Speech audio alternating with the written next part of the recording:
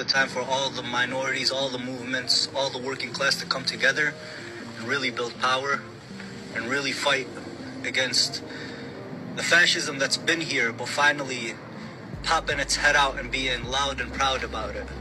And unless we do something, really come together, it's gonna get real bad. Sounds good, bitch, but we should have did this November 5th. But might I remind you, you said this.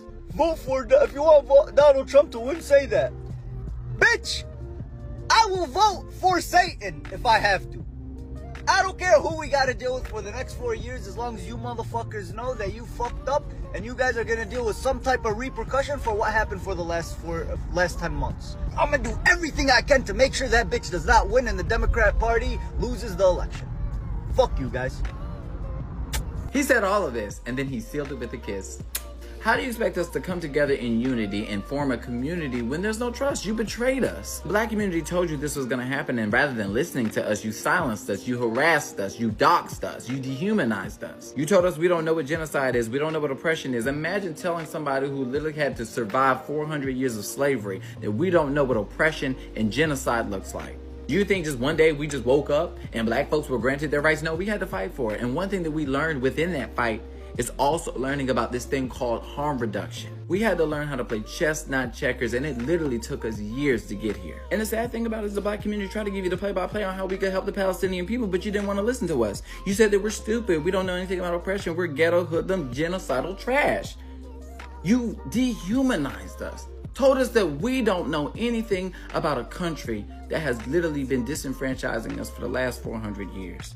And the sad thing about it is, you would not have your civil rights if it wasn't for black people's plight. The only reason why you was even able to protest vote to begin with and throw it away is because of the blood that was spilled by my ancestors. So please get that fucking shit correct. And now y'all got the nerve to knock on the motherfucking door and ask black people, where are you at, black folks? We need you. Well, we needed you too on November 5th. And we told you that if you think that you are going to teach us a lesson, you're gonna fuck around and find out first. Please don't come to black creators. Don't come to black people asking us for shit in this moment. Okay, we only 2 weeks in and we still haven't healed. We still haven't healed, and that brings it back to the dehumanization of it. We put our sweat, tears, and soul into this election, trying to save this nation once again for every other minority and marginalized community to betray us. And then you got the motherfucking nerve to show up to our fucking doorstep and tell us what the fuck to damn do.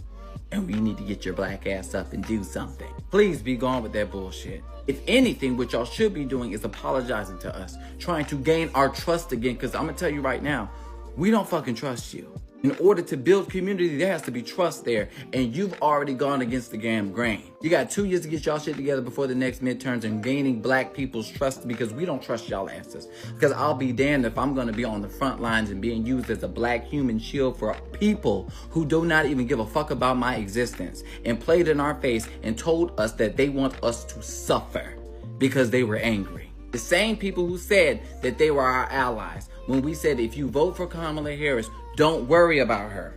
The black community will hold her accountable if we elect her. But rather than reaching across the aisles for a compromise, you decide to play in our fucking face and set off a fucking bomb and explosion. And now all of us are dealing with the consequences. So please leave us the fuck alone. Stop harassing us. Remember, we don't know anything about oppression. We don't know anything about organization. We're DEI hires. We're apes. All this anti-black shit that y'all was saying on this TikTok app to black content creators and black people.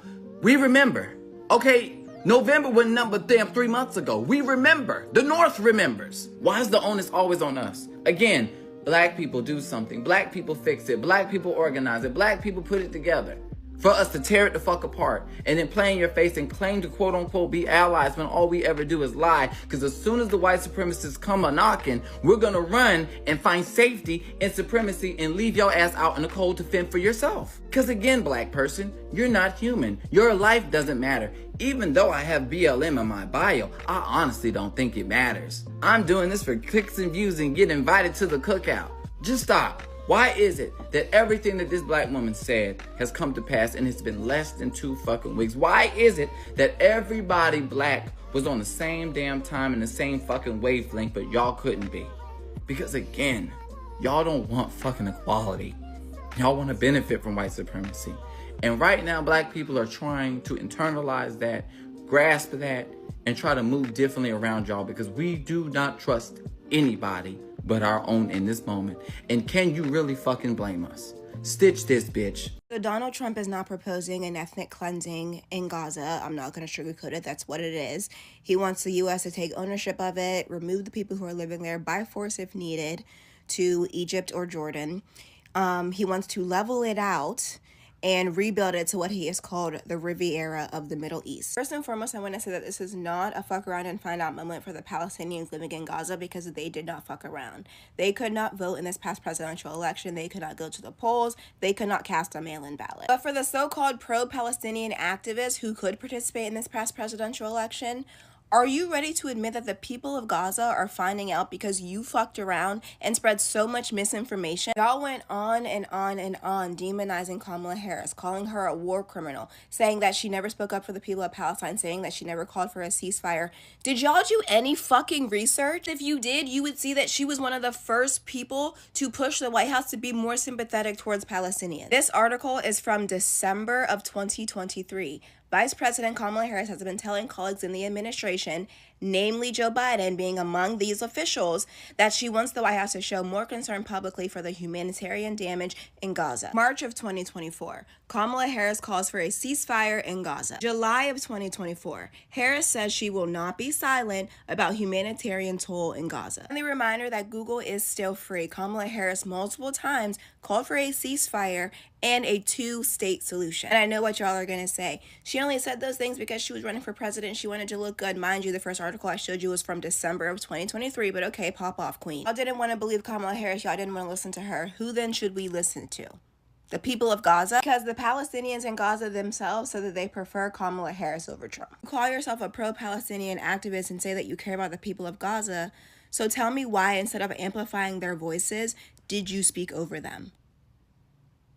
I need your answer quickly. I think that y'all never thought that Trump was actually going to be reelected. Y'all thought that y'all could get on here, say whatever you wanted about Kamala Harris. She would still win the election, and then y'all could use her as your punching bag for the next 4 years. Y'all did not have a plan for if Trump got reelected, and that's why it is fucking crickets from you bitches now. You can try to maintain that you are innocent, that you played no part in Trump being reelected.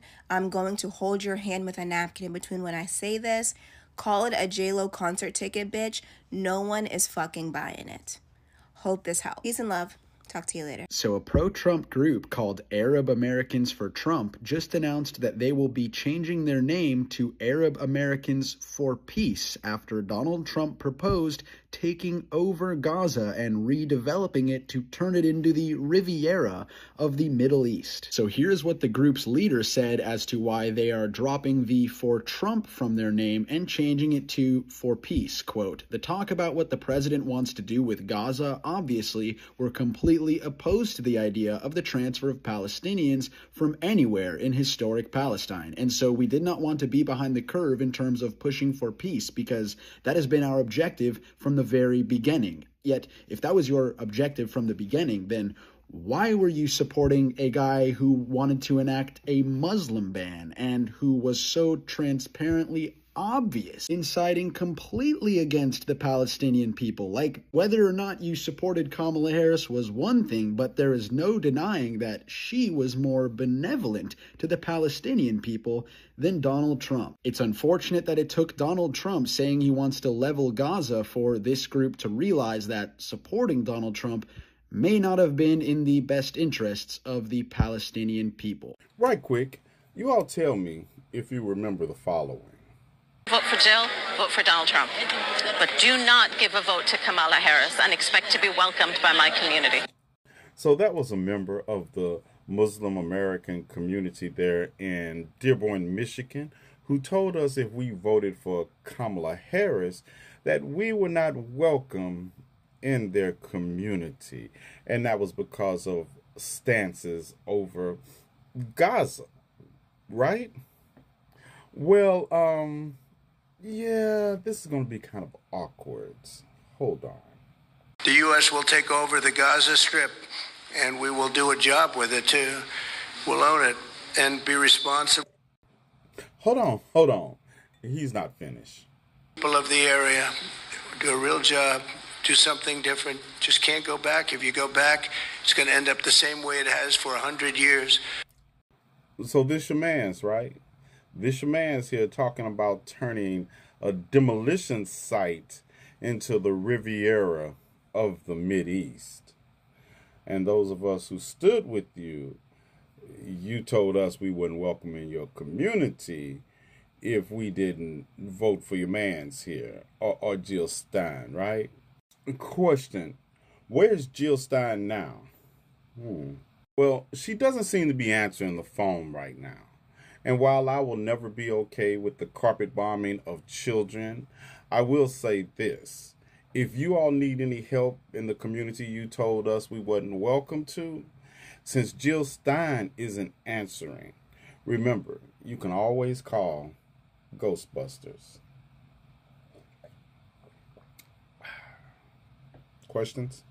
Concept of thoughts and prayers, Arabs for Trump, because this is what you voted for.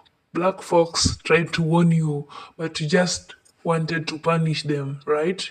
You didn't want to vote for Kamala because Kamala is not a white woman, or simply she's a woman, and you didn't want to take her to power. So now you are finding out the hard way.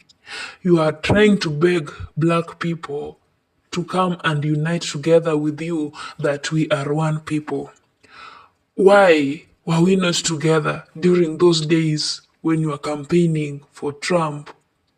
When you are trying to abandon Kamala because she's black, then coming out right now, pleading for mercy, pleading for unity, begging black folks to help you. There is no day black folks are going to help you because they tried to warn you. You even forget that during the first term of Donald Trump in the office, he banned Muslim religion. You forget that. You just went ahead and voted for him, right? Now it's upon you to embrace all this. There is no day blacks will come out and help you if you never listened to them. Because I don't see, actually, where is this audacity coming from? For example, if you can't listen to someone, if someone have been trying to warn you for decades and decades and you fail to listen, then when you see the mistake you did, you coming secretly to plead for help, and yet you are bragging the way, instead of voting for Kamala, you better vote for Satan. I just love how they are finding out the hard way. And it's my happiness when I see them trying to change Arab Americans for Trump to Arab Americans for peace.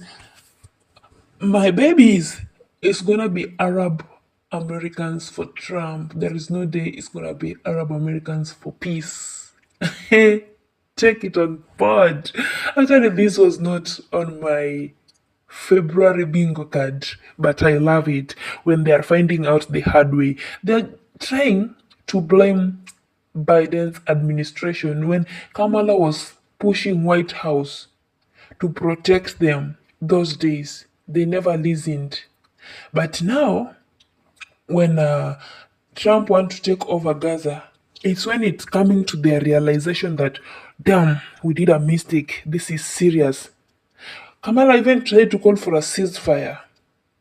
They said that no, we're not voting for Kamala. And she said that we'll not be silent. We want to save Gaza. They thought that our beautiful Vice President Kamala Harris, the beautiful queen, was joking, right? When now they are finding out that whoever we took into the office has betrayed us. And Kamala tried to protect them as a woman, as a mother, but now they're freaking out. They stole Palestinian voices and made their lives worse because they wanted to feel righteous. From the first clip of this video, you've seen that guy before. He was just bragging that he cannot vote for Kamala. And there is a girl called Maya Ioni on TikTok. The way that girl was bragging about Trump, now she's being silenced. Because I've seen several videos she's trying to post, then one moment she will be privatizing them because the way she's being silent on the social media. Oh, where is that Maya girl? Why don't she come out and tell people, apologize to people, or be happy about whatever they did? And where is Jill Stein? Where are these people? Let them come out and help these Arab Americans before it's too late, because the way things are escalating, the way their tears is filling my cup so that I can prepare coffee. I love it. You guys, I love it. Anyway, let me know your thoughts in the comment section about these Arab Americans. Their find out stage is so really so spicy, very hot. Let me know your thoughts. Until next time, guys, let's obey the community guidelines and also subscribe if you haven't. Give the video a thumbs up and please stay vigilant, and peace is all I'm wishing you. I sign out.